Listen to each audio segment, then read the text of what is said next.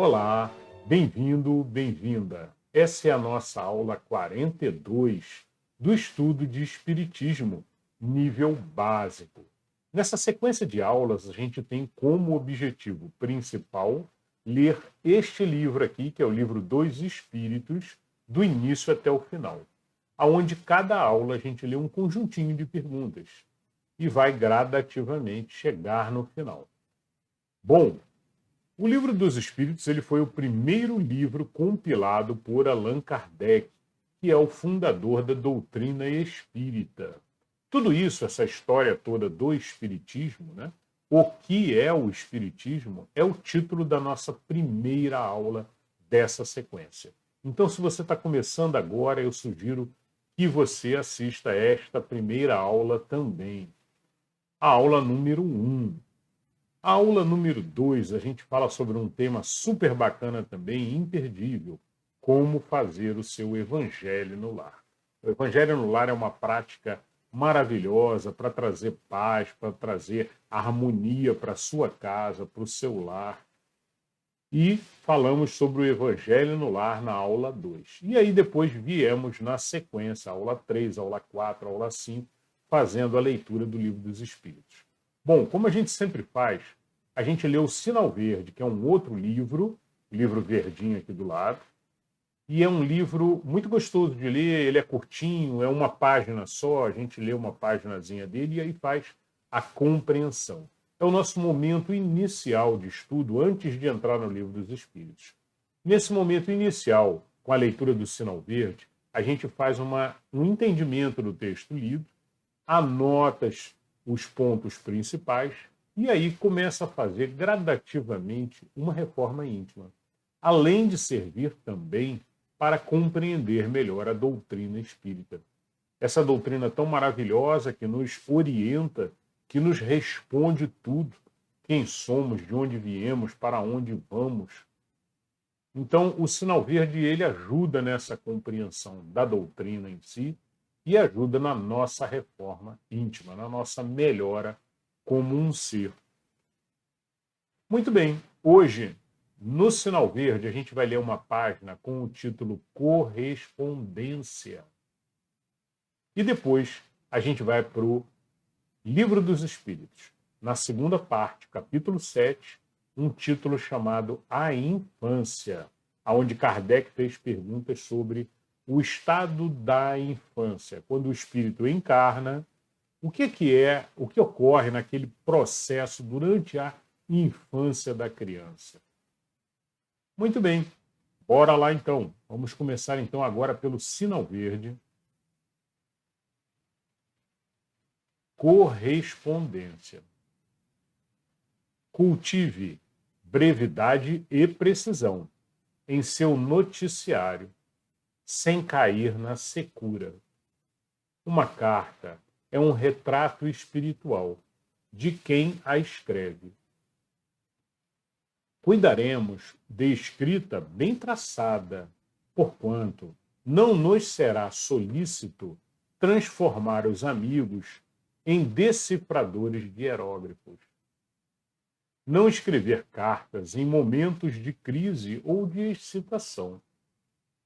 Sempre que possível, as nossas notícias devem ser mensageiras de paz e otimismo, esperança e alegria. Escreva construindo. Uma carta que saia de seu punho é você conversando.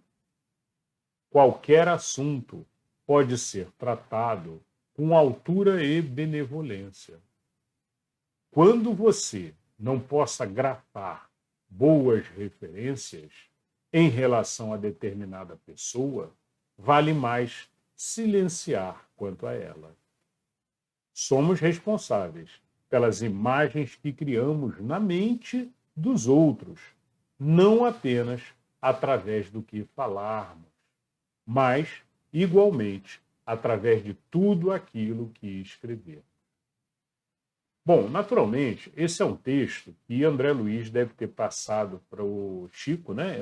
É um texto psicografado, então, do espírito André Luiz, né? Passado para o Chico, que psicografou, então, e fez esse livro muito gostoso de ler, que é o Sinal Verde. Mas já é um livro que já tem vários anos aí, várias décadas, inclusive, né? Então, é de uma época em que era muito comum você enviar cartas. Uma pessoa manda carta para uma, manda carta para outra, né?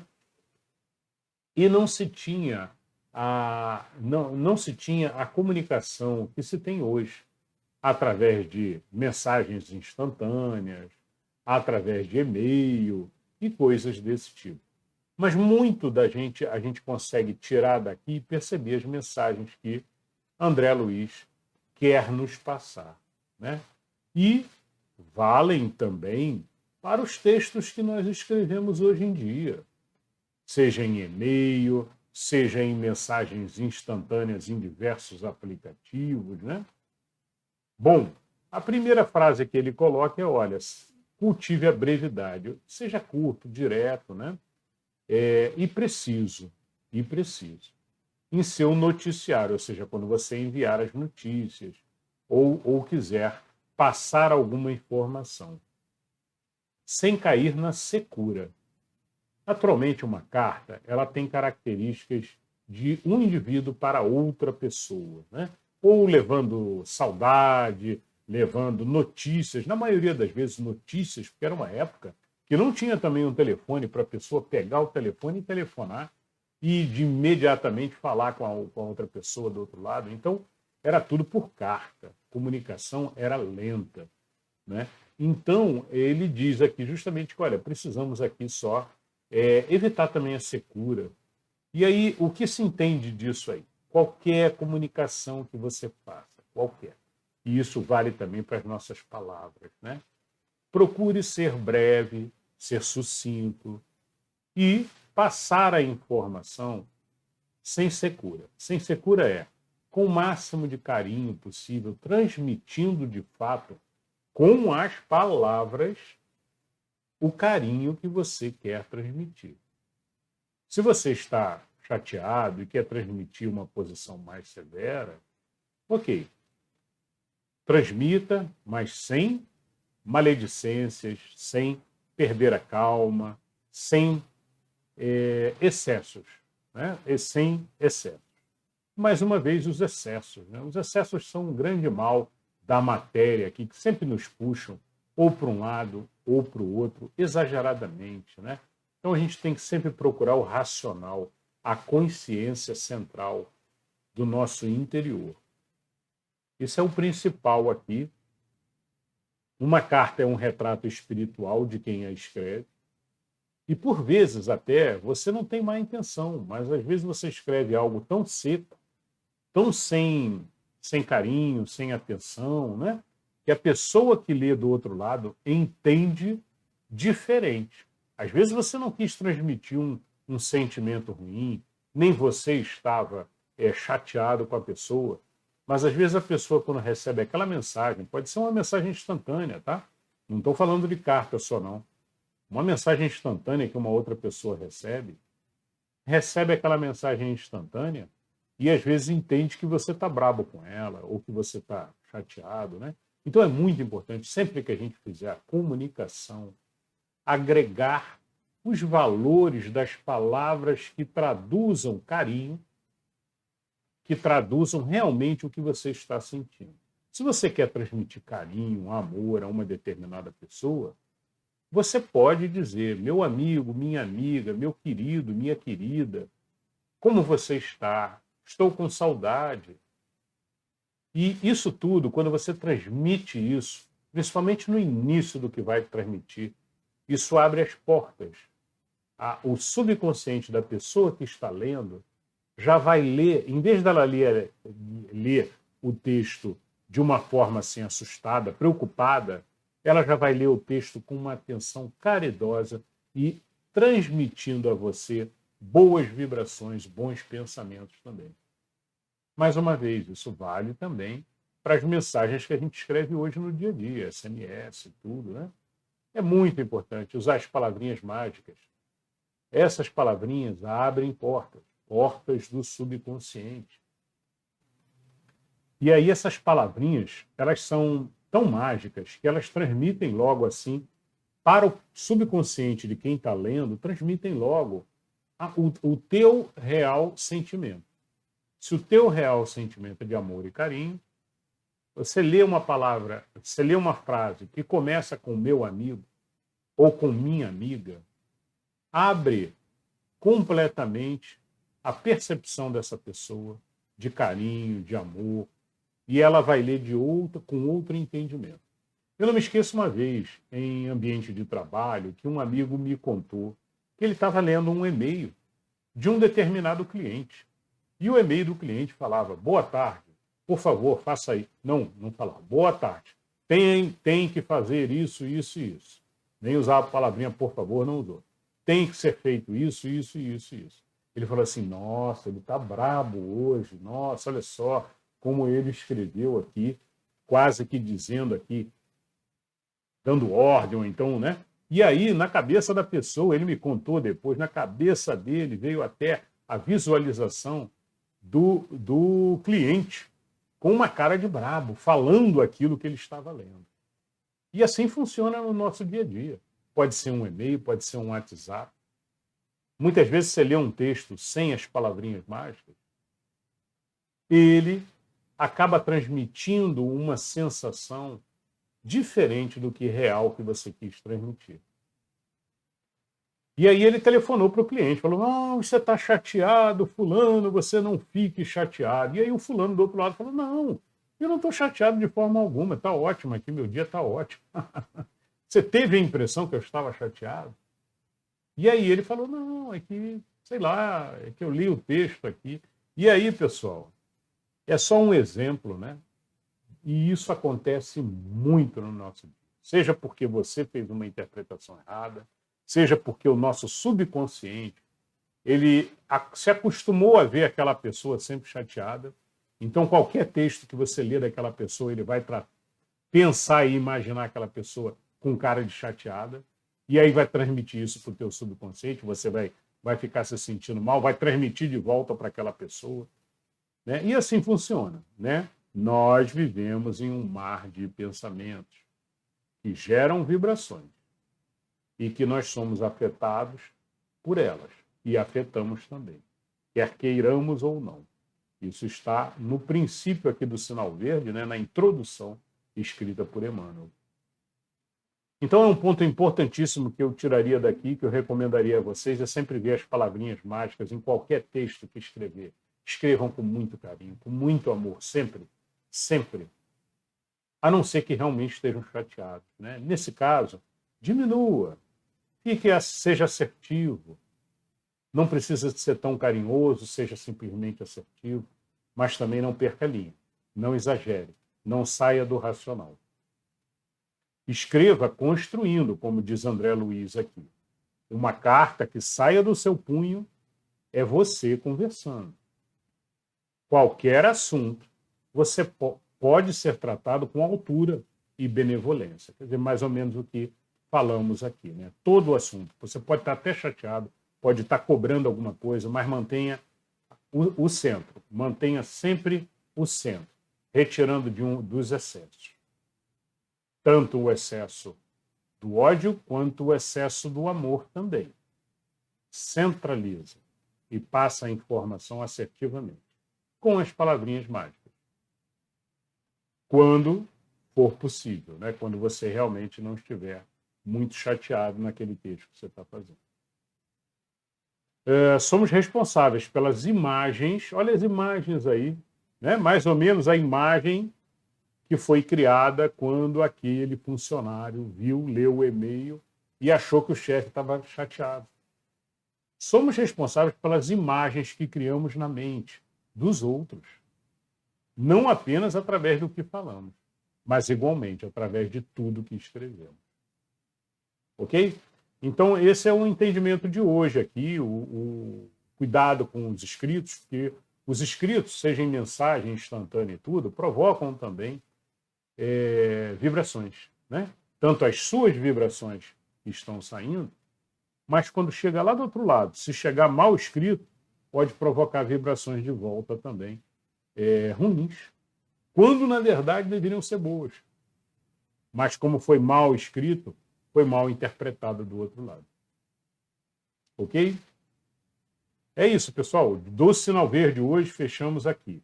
Vamos agora para o livro dos Espíritos. O livro dos Espíritos de hoje é super interessante. Vamos falar sobre a infância. Então, são perguntas e respostas que Kardec compilou sobre a fase da infância. O que acontece na fase da infância para o espírito? Sendo que pode ser um espírito que já teve várias e várias encarnações, pode ser um espírito sábio que está ali encarnando, né? E está passando pela fase de criança, mas que não se lembra e que acaba brincando de tijolinhos e tudo, né? Ou brincando de coisas muito simples para um espírito elevadíssimo, né? E aí deve ser por aí que vão as perguntas, então, de Kardec. Bora lá. Questão 379. É tão desenvolvido quanto o de um adulto o espírito que anima o corpo de uma criança? Ou seja, o espírito de uma criança é tão desenvolvido quanto o de um adulto?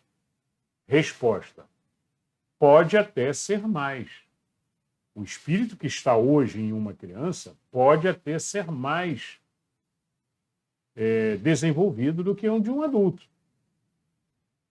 Se esta mais progrediu, ou seja, se teve no passado, em vidas anteriores, progrediu mais. Continuando. Apenas a imperfeição dos órgãos infantis o impedem de se manifestar, obra de conformidade com o instrumento de que dispõe.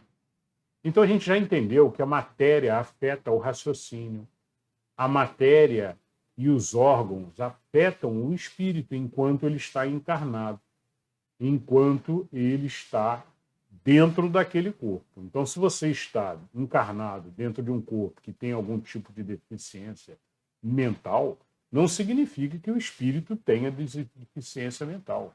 Não tem. Não existe isso. O espírito ele é completo, ele é energia, consciência. Ele está ali dentro de um ser com deficiência, mas o espírito não é. A mesma coisa a criança. O espírito encarnado ele está dentro de um ser que ainda não formou completamente os seus órgãos, ainda não formou o seu cérebro por completo. Está compreendendo como utilizar a engrenagem toda, não só do cérebro, mas de todos os sentidos do corpo. Uma criança está passando por isso. Ah, não se lembra das outras encarnações? Não, não se lembra. Isso é parte do que fica ofuscado, né? Dentro da grande inteligência que nós somos no mundo espiritual, quando nós viemos para a matéria, toda essa parte pretérita de encarnações passadas, ela fica ofuscada. A gente se lembra vagamente dos principais diretrizes a tomar. Então, se eu sou um ser que sempre trabalha centrado pelo bem, no caminho correto, né? Em outras encarnações, eu vou aflorar isso gradativamente. Mas no estado de criança, ainda não. Provavelmente ainda não. Existem alguns casos que sim. Tem casos de crianças, como a gente vê toda hora aí na internet, agora então é muito mais fácil de se ver, de uma criança que começa a vida e já está tocando piano. De onde veio esse aprendizado? Né? Piano é um exemplo. Tem crianças outras que pintam como se fosse um adulto. Pintam quadros belíssimos como se fosse adultos. E por aí vai. Né? Tem crianças que falam línguas que ninguém conhece. E aí chamam um estudioso, o estudioso vai falar, olha, essa é uma língua de nossos antepassados, que pouquíssima gente sabe. Ela está falando. Então tem certas coisas assim que, apesar de ficarem ofuscadas, mas a gente traz tão eminente, né, tão dentro de nós, e às vezes é tão forte, que acaba vindo à tona. Muito bem. Então, essa foi a primeira pergunta, 379. Pergunta 380. Abstraindo do obstáculo que a imperfeição dos órgãos opõe à sua livre manifestação, o espírito, numa criancinha, pensa como uma criança ou como um adulto? Resposta: desde que se trate de uma criança, é claro que, não estando ainda nela desenvolvidos, não podem os órgãos da inteligência dar toda a intuição própria de um adulto ao espírito que anima, que a anima. Este, pois, tem efetivamente limitada inteligência, enquanto limitada a inteligência, enquanto a idade lhe não amadurece a razão. A perturbação que o ato da encarnação produz no espírito não cessa de súbito, por ocasião do nascimento. Só gradualmente se dissipa com o desenvolvimento dos órgãos. Bom, mais uma vez a palavrinha gradualmente, né? Os espíritos mostrando aqui que, olha, tudo no universo é gradual. Não existe uma chave mágica assim, olha, depois dessa idade, bluf, pronto, a criança já está pronta, completa. É gradual e cada caso é um caso. Cada matéria é uma matéria com uma formação diferenciada.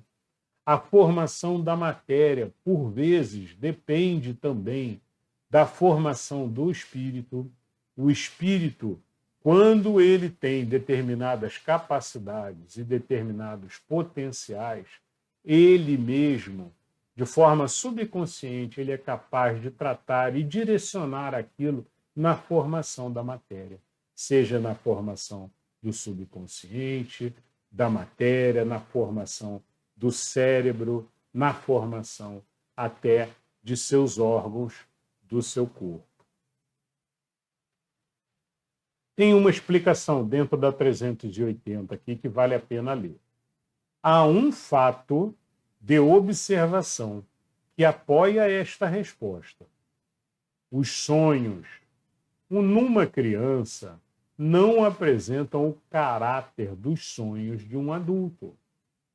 Quase sempre pueril é o objetivo dos sonhos infantis, o que indica de que natureza são as preocupações do respectivo espírito. Então é isso, pessoal. Mesmo os sonhos das crianças se mantêm infantis, mostrando que o espírito, embora no sonho, eventualmente, ele saia do corpo, eventualmente, né? Ele continua com os pensamentos infantis, porque ele está ligado à matéria onde ele está nesse instante. Questão 381. Por morte da criança, readquire o espírito imediatamente o seu vigor, o seu precedente vigor? Resposta: assim tem que ser, pois que se vê desembaraçado de seu invólucro corporal. Entretanto, não readquire anterior lucidez, senão quando se tenha completamente separado daquele invólucro, daquele envoltório. Isto é, quando mais nenhum laço exista entre ele e o corpo. Como já lemos anteriormente em outras perguntas anteriores, né? Os espíritos já explicaram isso aqui também, do retorno do espírito, o retorno do espírito ao mundo espiritual. Nós tivemos já questões que nós já passamos anteriormente em aulas anteriores. Se você não assistiu, corre lá e assista, tá? E eles falam exatamente isso aqui. Em alguns casos, inclusive, ocorre perturbação, dependendo do nível do espírito. Né? Espíritos com um nível muito inferior, muito primários ainda, espíritos muito perturbados ainda, né? Eles podem ficar muito muito perturbados quando ocorre o desligamento, e aí vão ficar durante um tempo ainda com uma visão muito turva ainda do que aconteceu com eles, de onde eles estão, né? Então eles ficam muito abalados por um tempo e depois vão gradativamente acordando para o mundo espiritual. Questão 382. Durante a infância, sofre o espírito encarnado em consequência do constrangimento que a imperfeição dos órgãos lhe impõe. Durante a infância, sobre o espírito encarnado, em consequência do constrangimento que a imperfeição dos órgãos lhe impõe. Vamos entender a resposta dos espíritos agora. Não, esse estado corresponde a uma necessidade, está na ordem da natureza e de acordo com as vistas da providência. É um período de repouso do espírito. Então, durante esse período de infância, segundo os espíritos, né, eles estão respondendo a Kardec dizendo não tem constrangimento nenhum, faz parte, é um período de repouso, segundo os espíritos aqui, para o espírito que está iniciando na matéria. É um período em que o espírito começa a se preparar e começa a conhecer não só o seu corpo, a sua matéria, onde ele está encarnado, para que ele consiga utilizar braços, pernas e o seu consciente, do seu cérebro, né? Físico, né? O seu cérebro matéria, né? Para que ele consiga utilizar em plenitude. Mas isso é gradual. É gradual, gradativamente ele vai cada vez mais descobrindo como tudo funciona e vai cada vez mais despertando para o mundo material. 383. Qual, para este, a utilidade de passar pelo estado da infância? Essa é a pergunta de Kardec. Olha, qual é o motivo para este espírito e qual a utilidade para ele passar pelo estado de infância, né? Resposta: encarnando com o objetivo de se aperfeiçoar. O espírito, durante este período, é mais acessível às impressões que recebe, capazes de lhe auxiliarem o adiantamento, para o que devem contribuir os incumbidos de educá-lo. Então é um período que o espírito é como se ele passasse ali uma borracha em algumas coisas, né? E ele vem ali com uma página em branco para ser preenchida. E é responsabilidade dos que estão ao seu redor, seja pai, mãe, né? Tutores, professores, orientadores, educá-lo. Educá-lo e passar para ele os conceitos primordiais do ser. E aí eu não estou falando de matemática nem de português, eu estou falando de como ser um ser elevado, né? O que eu preciso fazer para ser um ser realmente bom, bondoso. E aí é uma oportunidade, justamente, como nós ganhamos essa oportunidade a cada dia, quando acordamos para um novo dia, né? E esquecemos muitas coisas que aconteceram no dia anterior, nos renovando, né? Da mesma forma que na infância o espírito também, ele reinicia, e ali naquele momento é um momento que ele está paradinho, olhando, observando, com toda a atenção que está ao redor dele e aprendendo. É o melhor momento para se passar informações de ética, moral, bondade, o que é bom, o que é certo, o que é errado. O melhor momento é esse momento da infância. Então tem que dedicar algumas horas para sentar e fazer o seu trabalho de orientação. O pai tem que fazer para o filho isso aí. É responsabilidade moral do pai e da mãe passar essas orientações e educar no caminho correto os seus filhos. Isso gera karma. Karma positivo ou karma negativo para o pai e para a mãe, ou para o tutor, para a tutora. 384. Por que o choro? Por que é o choro a primeira manifestação da criança ao nascer? Resposta dos espíritos. Para estimular o interesse da genitora, da mãe, né? E provocar os cuidados de que há mister, de que é necessário, né? De que necessita. Não é evidente que se suas manifestações fossem todas de alegria, quando ainda não sabe falar, pouco se inquietariam os que o cercam com os cuidados que lhe são indispensáveis. Admirai, pois, em tudo a sabedoria da providência. Então é isso, uma belíssima resposta, né? Mostrando que, olha, isso é a sabedoria divina, né? Mostrando que é importante ele chorar para que mostre para a genitora, o pai, a mãe, né? Que, olha, tem que dar atenção a ele. Ele está chorando, tem que dar carinho, tem que dar atenção, tem que dar alimento, talvez, né?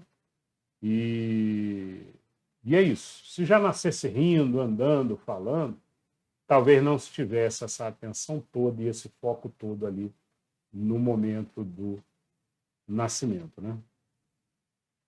Questão 385. E é a última questão de hoje. Aí, com isso, a gente encerra aqui a infância. E aí, na próxima aula, a gente vai falar de simpatias e antipatias. A 385 ela tem uma pergunta e depois ela tem um texto. Eu acho que vale a pena a gente ler e compreender, porque é um texto longo, mas eu vou tentar aqui pensar os principais pontos aqui. 385, pergunta. Que é o que motiva a criança que se opera no caráter do indivíduo em certa idade, especialmente ao sair da adolescência? É que o espírito modifica? Ele está perguntando, olha, o que ocorre, né? O que acontece ali quando o indivíduo, ele ao sair da adolescência, né? Ele se modifica, o espírito muda, o espírito se modifica, porque o ser parece que ele modifica, né? Os pensamentos e tudo. Então, essa é a dúvida de Kardec ali. E a resposta é que o espírito retoma a natureza que lhe é própria e se mostra qual era. Ou seja, é um momento quando ele sai ali daquela fase. A resposta dos espíritos aqui encerrou aqui. Depois tem a explicação que eu vou ler, tá? Mas basicamente o que eles dizem aqui, olha, ele, quando ele fica maduro, ele assume então a sua personalidade do que ele era antes. Então ele, nesse momento, é que ele vai começar a agir como um ser, como ele era nas vidas predecessoras. Porém, com uma bagagem nova. Com a bagagem de tudo que ele coletou durante a sua infância, durante a sua adolescência. Principalmente durante a infância. Porque na adolescência ele está nessa transição já. E muitas vezes fica revolto, fica nervoso, não quer escutar pai e mãe. Então, principalmente na infância. Carinho, amor, sentar para conversar e explicar as diretrizes do certo e do errado. Ler o Evangelho com frequência são pontos fundamentais aí para o pai e a mãe moldar o ser, principalmente na infância. Normalmente a infância, esse estado ali meio de entorpecimento ali infantil, né? Ou seja, que o espírito ainda não acordou, não despertou como era antes, ele ainda está ali meio que nas amarras da matéria, tentando ali sair, mas ele ainda está paradinho, esperando o pai e a mãe passar tudo o que tem que passar de orientação, de ensino. Esse é o melhor momento, e normalmente vai até uns 7, 10 anos, e aí depois disso começa a adolescência. Não significa que na adolescência, com 12, 13, 14, 15, que você também não deva orientá-lo. Ao contrário, deve sim. Só que por vezes fica mais difícil. Bom, agora vamos à explicação aqui do 385, que é tipo um resumo de todo o capítulo da infância. Acho que vale a pena pegar os principais pontos aqui. Não conheceis o que a inocência das crianças oculta, não sabeis o que elas são, nem o que foram, nem o que serão. Contudo, afeição lhes tende. As acarícias como se fossem parcelas de vós mesmos. As acariciais como se fossem parcela de vós mesmos. Como se fosse um pedacinho de vocês, né? Fazemos carícias como se fosse um pedaço nosso, com muito amor e carinho. A tal ponto que se considera o amor que uma mãe consagra a seus filhos como o maior amor que um ser possa votar a outro. Donde nasce o meigo afeto, a terna benevolência, que mesmo os estranhos sentem por uma criança. Sabeis? Não? Pois bem, vou explicá-lo. Então os espíritos aqui estão falando de que, olha, é incrível, mas diversas pessoas, mesmo que não são nem familiares às vezes, olham para uma criança e sentem afeto, sentem amor. Né? O que explica isso? E aí a explicação dos espíritos agora. As crianças são os seres que Deus manda a novas existências para que não lhe possam imputar excessiva severidade. Dá-lhes ele todos os aspectos da inocência.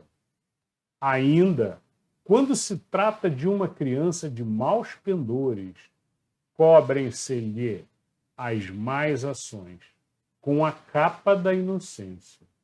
Essa inocência não constitui superioridade real com relação ao que eram antes.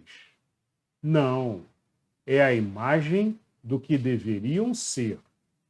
E, se não o são, o consequente castigo exclusivamente sobre elas recai. Não foi, todavia, por elas somente que Deus lhe deu esse aspecto de inocência. Foi também e, sobretudo, por seus pais, de cujo amor necessita a fraqueza que as caracteriza. Ora, esse amor se enfraqueceria grandemente à vista de um caráter áspero e intratável, ao passo que, julgando seus filhos bons e dóceis, os pais lhe dedicam toda a afeição e os cercam dos mais minuciosos cuidados. Desde que, porém, os filhos não mais precisam da proteção e assistência que lhes foram dispensadas durante 15 ou 20 anos, surge-lhes o caráter real e individualidade em toda a nudez. Conservam-se bons, se eram fundamentalmente bons, mas sempre irisados de matizes que a primeira infância manteve ocultos. Então é isso, pessoal. Muito bonito o texto e para a gente pensar, nossa, realmente as crianças elas são tão inocentes, né? E essa explicação dos espíritos é perfeita. É que é uma bênção de Deus. Podemos ver claramente aqui o trabalho de Deus e da espiritualidade, moldando essa criatura, o filhote do homem, né, do ser humano, moldando ele para que ele responda de forma ali a estar inocente, a estar coberto por uma camada de inocência, escondendo ali, né, tapando ali o ser espírito como ele detém aí de outras vidas aí o seu caráter, né? Mas voltamos a pensar então, bom, primeiro que a gente vê claramente a ação de Deus é muito muito bom, né? Realmente é lindo observar aqui que isso não foi criado pela evolução dos seres, né? De Darwin, por exemplo.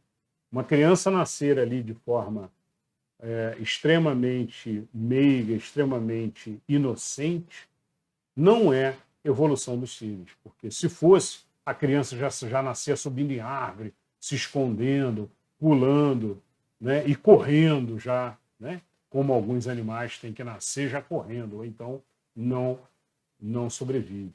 Mas a criança do ser humano, que é um ser capaz totalmente de perceber essa necessidade da criança, pega no colo, leva, amamenta e cuida, porque percebe que é uma criança que precisa daquilo.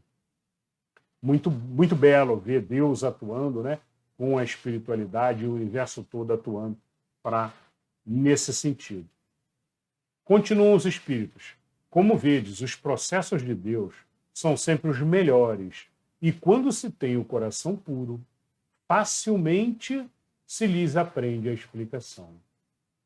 Com efeito, ponderai que os vossos lares possivelmente nasçam crianças, cujos espíritos vêm de mundos onde contraíram hábitos diferentes dos vossos. E dizei-me, como poderiam estar no vosso meio esses seres, trazendo paixões diversas das que nutres, inclinações, gostos inteiramente opostos aos vossos. Como poderiam enfileirar-se entre vós, senão como Deus o determinou, isto é, passando pelo tames da infância? Nesta se vem confundir todas as ideias, todos os caracteres, todas as variedades de seres, gerados pela infinidade dos mundos em que medram as criaturas. E vós mesmos, ao morrerdes, vós achareis num estado que é uma espécie de infância entre vossos irmãos. Ao volverdes a existência extraterrena, ignorareis os hábitos e costumes, as relações que se observam nesse mundo, para vós no mundo novo. Manejareis com dificuldade uma linguagem que não estáis acostumado a falar, linguagem mais vivaz do que o que agora o vosso pensamento é capaz de utilizar. Tá?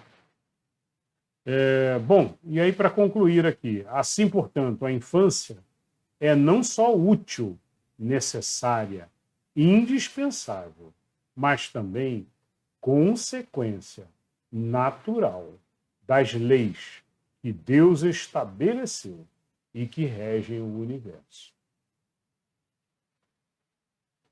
Então, pessoal, um texto muito bonito, muito bacana. Faltou só um trechozinho aqui que eu vou ler porque é importante. A infância ainda tem outra utilidade. Os espíritos só entram na vida corporal para se aperfeiçoarem, para se melhorarem. A delicadeza da idade infantil os torna brandos, acessíveis aos conselhos da experiência e dos que devam fazê-lo progredir. Nessa fase é que se lhes pode reformar os caracteres e reprimir os maus pendores, tal o dever que Deus impôs aos pais, missão sagrada de que terão de dar conta. Então, mais ou menos o que a gente tinha falado antes também, né? Função do pai e da mãe, cuidar e formar as crianças durante o período de infância, principalmente. Educá-los, mas não é educá-los com matemática e português somente. Educá-los espiritualmente, explicando os conceitos básicos da vida, explicando os fundamentos do bem, do mal, o certo, o errado, o objetivo principal nosso de elevação. Então é isso. Muito lindo o texto de hoje, eu gostei muito, espero que vocês tenham gostado também. Né? Falamos sobre a infância. Na próxima aula, nós vamos falar sobre simpatia e antipatia terrena, aqui no nosso mundo material. Espero que vocês tenham gostado. Até a próxima aula. Um beijo no coração de todos.